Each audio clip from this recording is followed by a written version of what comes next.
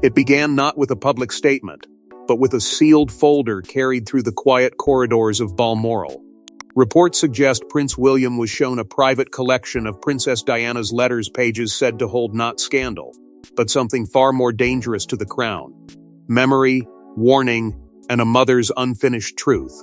Before we go deeper into what this really means for the royal family, make sure to subscribe so you don't miss a single update. For years, the royal family has learned to survive by controlling what the public sees, what the press receives, and what history is allowed to remember. But some memories refuse to stay buried. They sit quietly in archives, wrapped in protocol, guarded by staff who understand that one handwritten page can carry more force than any official palace statement. And if the latest whispers around Balmoral are accurate, William was not simply reviewing old family papers.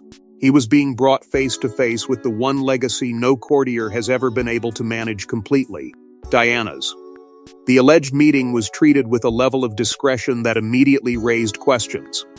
Palace aides, according to the tone of these reports, were careful, restrained, and unusually guarded. There was no casual briefing, no relaxed explanation, no friendly clarification offered to calm speculation. That silence alone became its own kind of alarm. Because inside royal life, silence is rarely empty. It is often a locked door. And behind that door, insiders suggest, lay letters connected to Diana, private words from a woman whose life, pain, and public power still cast a long shadow over the House of Windsor. For William, the moment would have carried a burden far beyond royal paperwork. These were not just pages linked to a former Princess of Wales. They were fragments of his mother's voice, preserved inside the same institution that once struggled to understand her, contain her, and survive the storm that followed her death. Every line, every preserved note, every carefully handled document would have forced him into an impossible position. He was not only Diana's son, he was the heir to the throne, and those two identities do not always want the same thing. That is where the emotional weight of Balmoral becomes impossible to ignore. The castle has long been treated as a private royal sanctuary, a place where family history is protected from the outside world. But Diana's connection to royal history has never been simple. She was loved by millions, feared by courtiers, adored by the public, and remembered as the woman who changed the emotional language of the monarchy forever. So when reports suggest her letters were placed before William, it was never going to be a quiet archival review. It was a confrontation with the past. And perhaps that is why the alleged folder mattered so deeply. Not because it threatened a scandal in the ordinary sense, but because it threatened control. Diana's memory is powerful because it does not belong neatly to the palace. It belongs to her sons, to the public, to history, and to every unresolved question the monarchy still carries.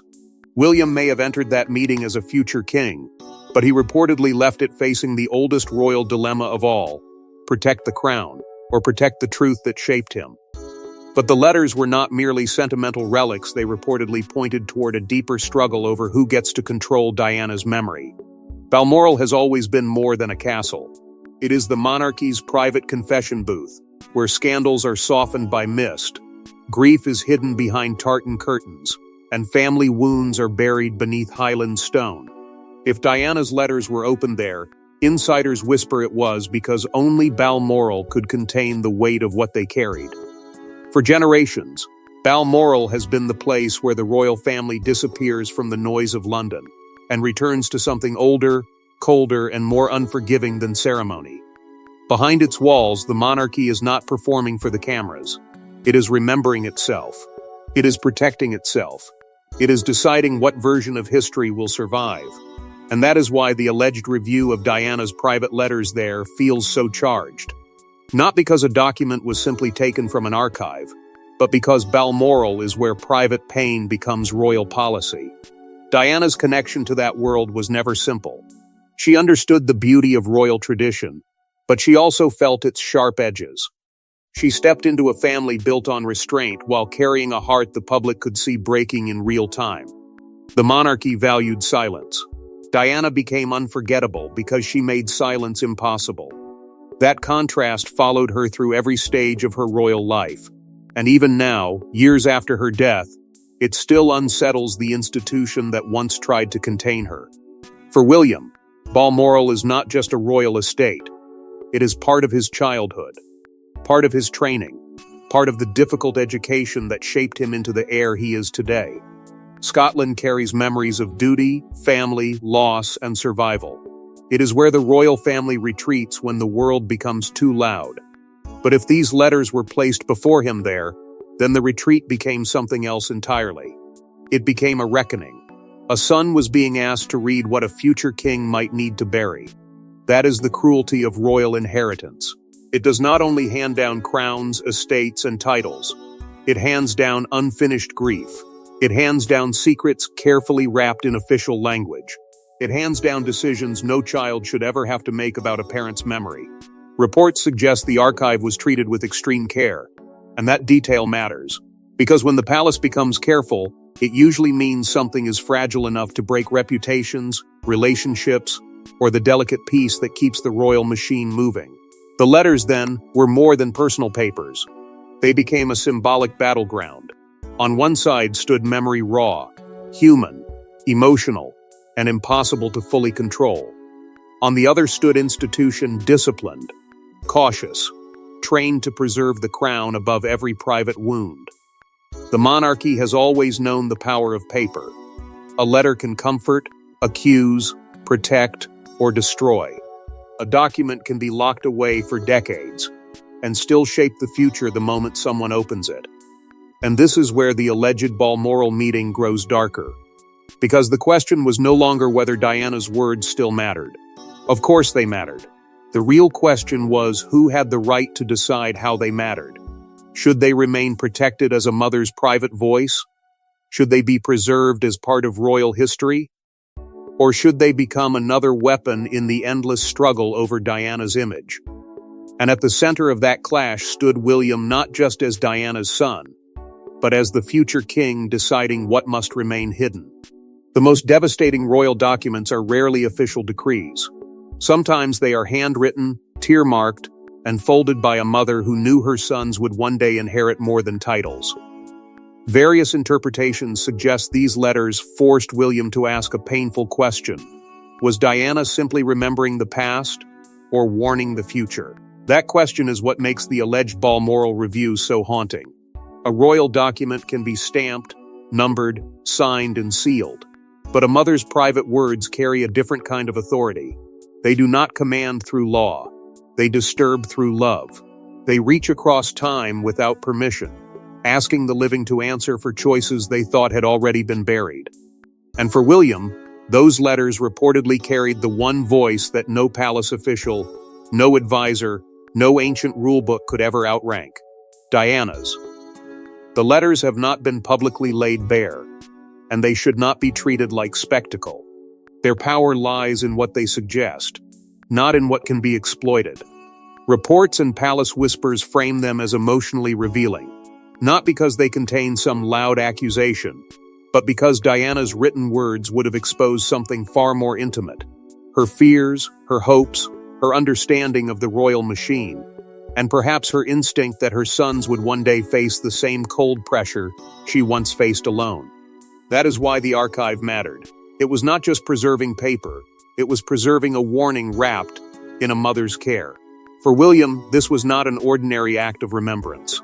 It was a private trial before the public crown. He has spent years walking the narrow line between honoring Diana and protecting the institution she once shook to its foundations. He carries her compassion, but he also carries the future of the monarchy. He knows that Diana's name can heal, but it can also ignite. It can soften the royal family's image, but it can also reopen every wound the palace worked so hard to close. And if those letters fell into the wrong hands, even selectively, even partially, they could become more than history. They could become ammunition. That is the danger no one inside the royal system can ignore. A single sentence, removed from context, could become a headline. A private fear could become a public accusation. A mother's vulnerability could be turned into a weapon by people who were never meant to hold it. In that sense, William's role becomes painfully clear. He is not only protecting Diana from being forgotten, he is protecting her from being used. And that duty comes at a cost. Because to guard her memory, he may also have to lock away parts of her voice.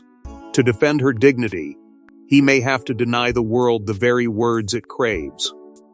That is the brutal contradiction of royal grief. Love demands openness, but monarchy demands control. A son wants to remember. A king in waiting must decide what remembrance is allowed to become. So the letters became a test before the throne ever reached him. Not a test of emotion, but of judgment. Could William honor the woman who gave him warmth without allowing her pain to be turned into another royal battlefield?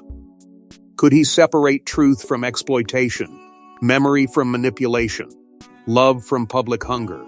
The answer, insiders suggest, was not simple, because Diana's legacy has never belonged to one room, one archive, or one person. But once Diana's name enters the room, the past never stays neatly filed away, it begins to divide the living. Reports suggest the room did not divide over ink and paper. It divided over power. Diana's letters, if handled publicly, could become a weapon. If locked away, they could become a betrayal. And for William, the decision was no longer about archives, it was about whether the crown could honor his mother without reopening the wounds that nearly broke it. That is the tension that reportedly turned a private review into a silent palace struggle. On one side were those who understood the historic value of Diana's words, who believed that anything connected to her should be protected, catalogued, and eventually placed within the wider story of the monarchy. On the other were those who feared the consequences of exposure, even careful exposure, because Diana was never just a royal figure. She was an emotional force. Her name can still move the public faster than any official statement, and that makes her memory sacred, but also dangerously political. Inside the royal world, preservation is never innocent. To preserve something is to decide who may see it, who may explain it, and who may benefit from it. Disclosure sounds noble, but in the age of headlines, documentaries, leaks, and endless online judgment, even a carefully handled release can turn into a storm. A private line becomes a national argument. A painful memory becomes a trending topic. A mother's written fear becomes a weapon in someone else's hands. That was the nightmare reportedly hanging over the alleged Balmoral discussion. For William, the pressure was almost impossible. As Diana's son, he would know the instinct to protect her humanity, to resist any attempt to flatten her into myth, victimhood, or royal controversy. But as heir, he would also know that the crown survives by controlling shocks before they become crises. He stood between two duties that do not easily forgive each other. The son might want honesty. The future king might need restraint.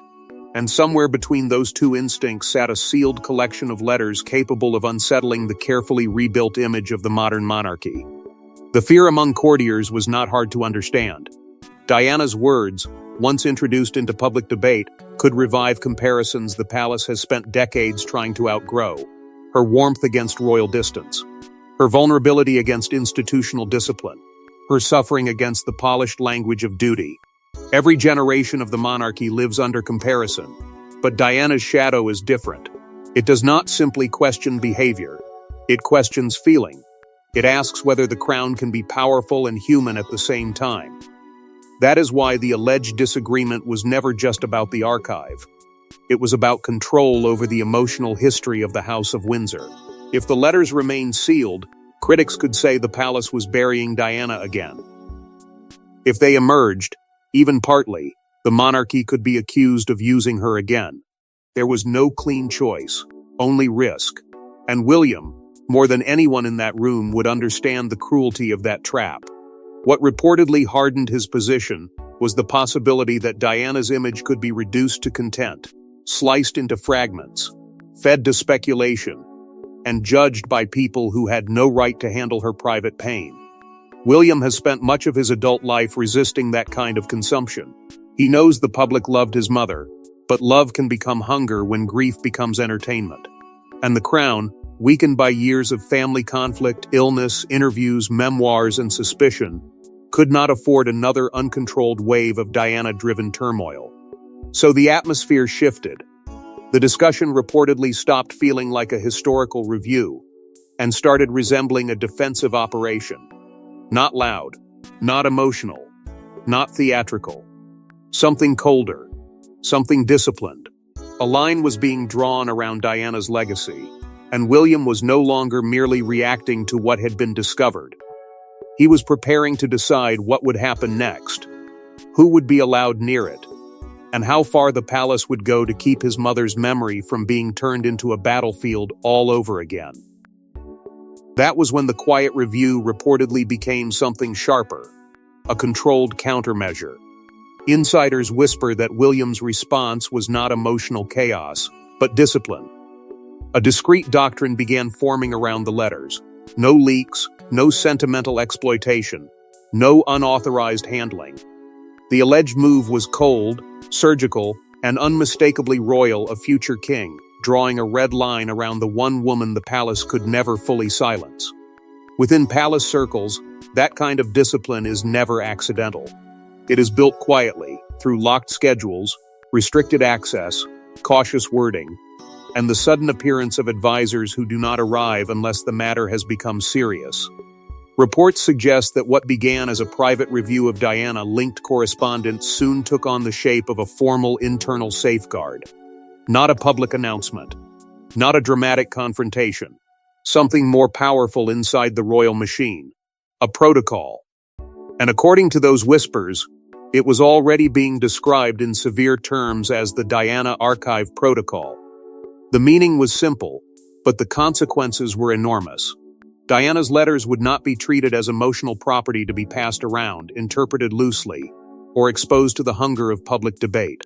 They would be handled as sensitive royal material, guarded with the same caution given to documents that touch the future of the monarchy itself.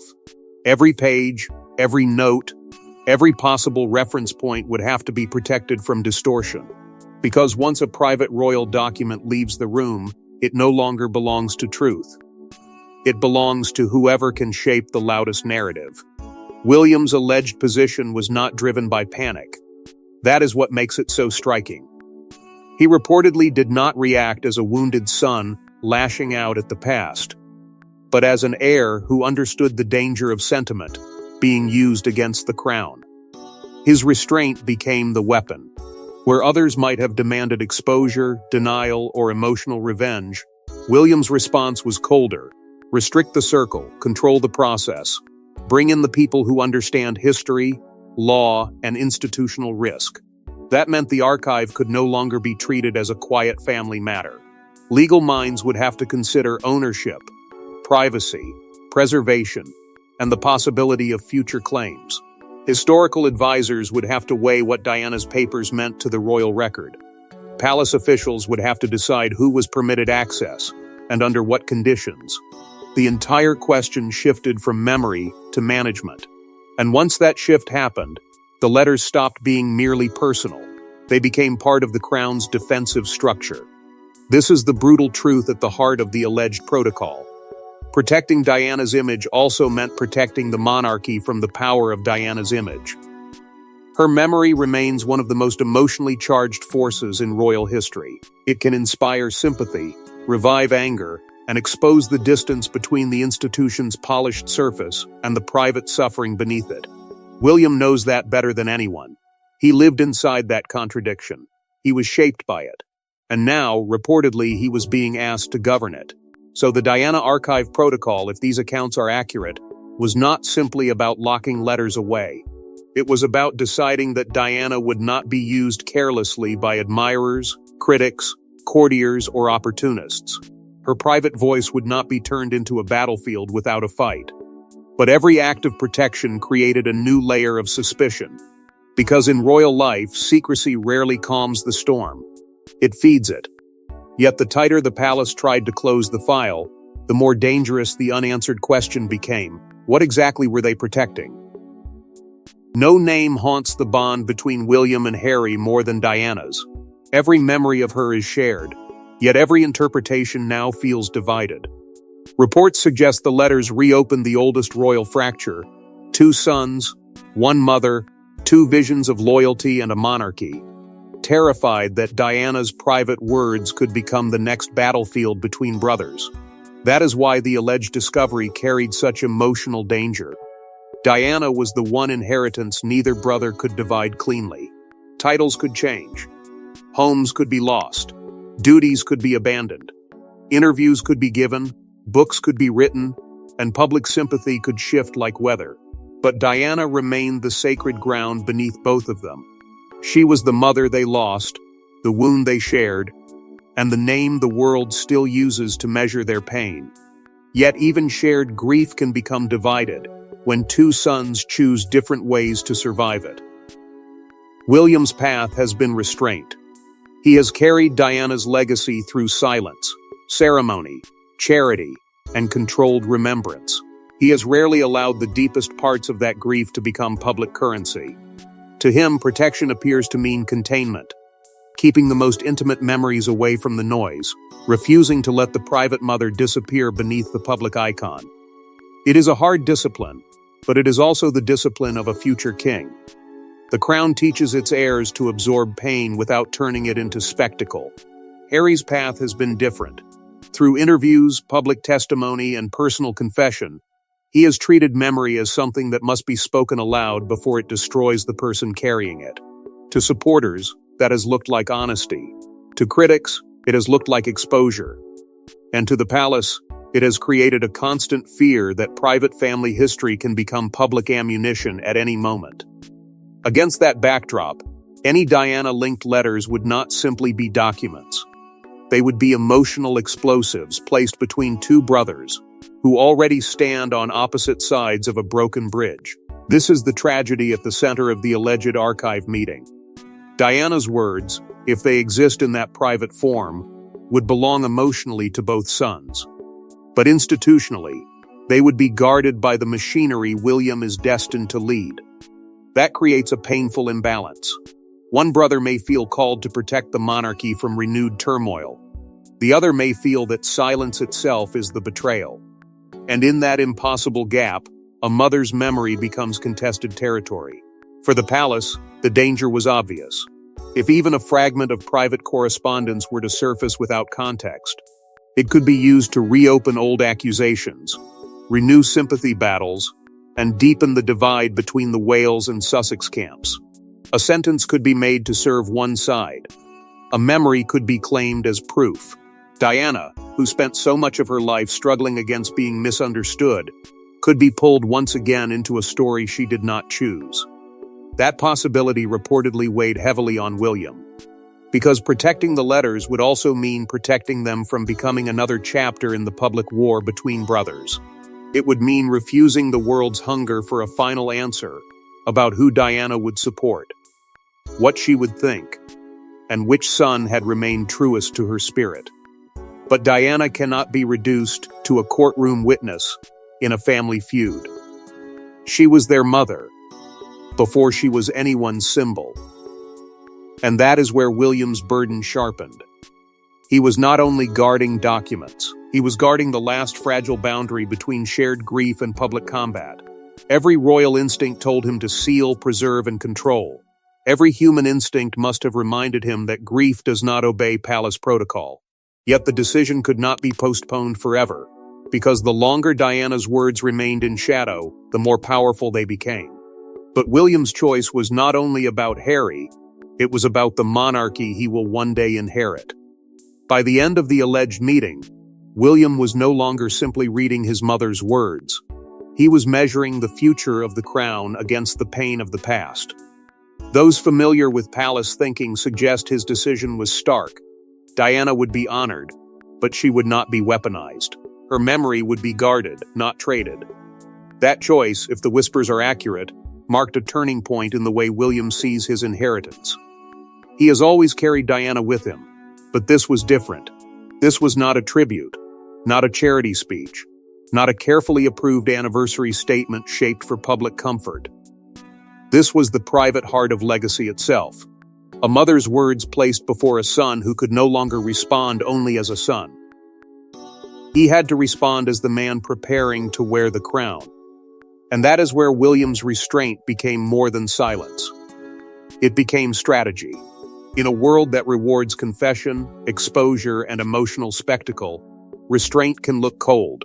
But inside the monarchy, restraint is often the last wall standing between dignity and chaos. William reportedly understood that Diana's letters could not be allowed to become another royal commodity, another headline, another weapon passed from one faction to another. Her pain had already been consumed by the world once. He would not let it happen again. The decision was not easy, because honoring Diana has never meant ignoring the truth of what she endured. Her legacy lives because she forced the monarchy to feel more human. She changed the way people expected royals to speak, to comfort, to connect. William knows that. He has inherited her emotional intelligence, but he has also inherited the institution that once struggled under the force of it. That contradiction sits at the center of his public life. He must carry her warmth without allowing her wounds to consume the crown he has sworn to protect. So the alleged line drawn around the letters was not a rejection of Diana. It was an act of defense. Defense of her dignity. Defense of her motherhood. Defense of the difference between remembrance and exploitation. The palace may understand protocol, but William understands the human cost of losing control over private grief. He has lived with cameras, theories, judgments, and endless attempts to turn his mother into a symbol that serves someone else's argument. The letters, in that sense, were not just documents. They were a final boundary. And boundaries matter in royal life. Without them, grief becomes performance. Memory becomes merchandise. Love becomes leverage. William's reported decision sent a quiet message through the institution. Diana's name would not be used to reopen old wars for public entertainment. Her private words would not be scattered into the noise. If history needed them, history would wait. If the crown needed to protect them, the crown would close ranks. That is how a future king hardens, not by losing feeling, but by learning when feeling must be protected from the world. William emerged from this alleged moment not as a son who had forgotten his mother, but as an heir who understood the terrible discipline of guarding her. Not every truth can survive being shouted. Not every letter becomes more powerful when released. Some words must remain sealed, because their value is not in scandal, but in sacred trust. And so the letters returned to silence, but not the same silence that had buried Diana before. When the folder was closed, nothing publicly changed. No balcony appearance, no palace bulletin, no dramatic confession. But inside Balmoral's guarded walls, reports suggest something irreversible had happened. William had looked into the private remains of his mother's voice, and chosen the burden every monarch eventually faces: the duty to protect what the world wants to consume. That is the strange power of royal silence. To the outside world, it can look like emptiness, like avoidance, like another carefully polished refusal to speak. But inside the monarchy, silence can be an action. It can be a shield. It can be a sentence passed without announcement. And if the alleged handling of Diana's letters tells us anything, it is that William has begun to understand silence not as weakness, but as inheritance. He cannot undo what happened to his mother. He cannot rewrite the years when Diana's pain became public property. But he can decide that what remains of her private voice will not be thrown back into the fire. The letters in this telling were never dead paper. They were living legacy. They carried the ache of a woman who became larger than the institution that tried to contain her, and the tenderness of a mother whose words still have the power to disturb the future. That is why the archive mattered. Not because it promised one final revelation, but because it reminded the palace that Diana's presence has never truly left. It moves through every comparison, every family fracture, every public expectation placed upon William as he prepares for a reign shaped by grief as much as duty. And that is the burden he now carries. He is the son who lost her, but also the future sovereign who must protect the crown from being ruled by ghosts. Those two truths do not cancel each other. They collide. They force him to stand in a place few people could survive. Between love and law, memory and monarchy, the human need to speak and the royal instinct to seal. In that collision, William's reported choice becomes painfully clear. The crown would choose containment over spectacle. Diana would be remembered, but not consumed. Honored, but not exploited. Preserved, but not paraded. There is something icy in that decision, but also something deeply loyal. Because perhaps the final protection Diana can receive from the institution that once failed her is not another wave of public emotion, not another argument over what she meant, not another battle fought in her name.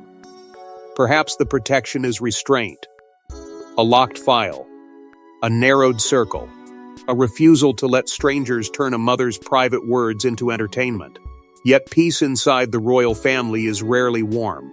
It is often cold, formal, and unfinished. The archive may be sealed, but the grief remains unresolved. The letters may be guarded, but their meaning still presses against the walls of the future. And as William moves closer to the throne, Diana's legacy will not sit quietly behind him. It will walk beside him, unseen but powerful, reminding him that monarchy survives not only through crowns and ceremonies, but through the memories it chooses to protect. Diana's words may remain locked away, but their power now moves silently through the reign William is preparing to inherit. Thanks for watching. Please don't forget to like and subscribe, and we will see you in next one.